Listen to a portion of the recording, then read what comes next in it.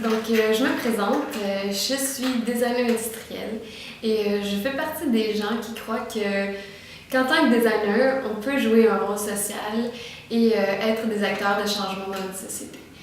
C'est ce qui m'a amené en fait à entreprendre la maîtrise en design et complexité à l'Université de Montréal, où je me suis intéressée à l'intimidation à l'école. J'ai donc passé un mois dans une école primaire. Rapidement, je me suis rendu compte que la communication entre les membres du personnel était très limitée et ça causait beaucoup de problèmes. Les enseignants sont effectivement majoritairement isolés dans leur classe et ça crée des difficultés à échanger l'information. Bref, ça mène souvent à des problèmes qui auraient pu être anodins s'ils avaient été pris en charge dès le départ, mais qui ont escaladé jusqu'à en devenir ingérables. Dès le début de mes observations, j'ai assisté au premier exemple de ça.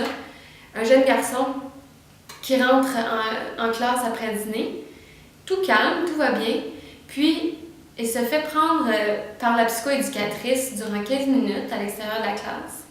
Et il revient, il est en crise.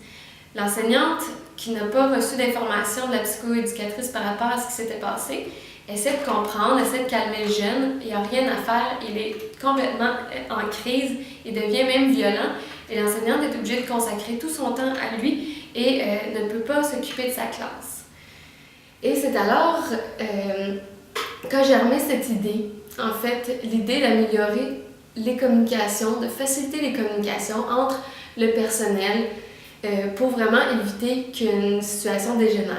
C'est donc ce qui m'a amené à développer une plateforme de partage d'informations qui serait spécifiquement dédiée aux écoles primaires et secondaires.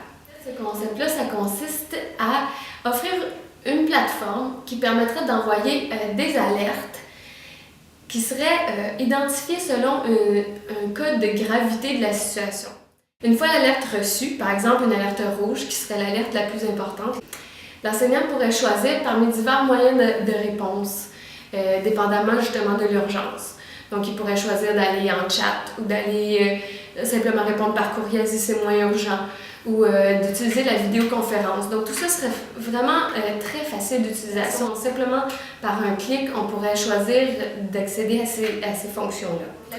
Le but de l'application est vraiment de maximiser la communication entre le personnel afin de réduire les possibilités de faire escalader un problème. Donc, je suis vraiment déterminée à faire vivre cette idée, mais je vais avoir besoin d'aide pour y arriver. C'est pour ça que je fais appel à vous pour vous mêler de mes affaires.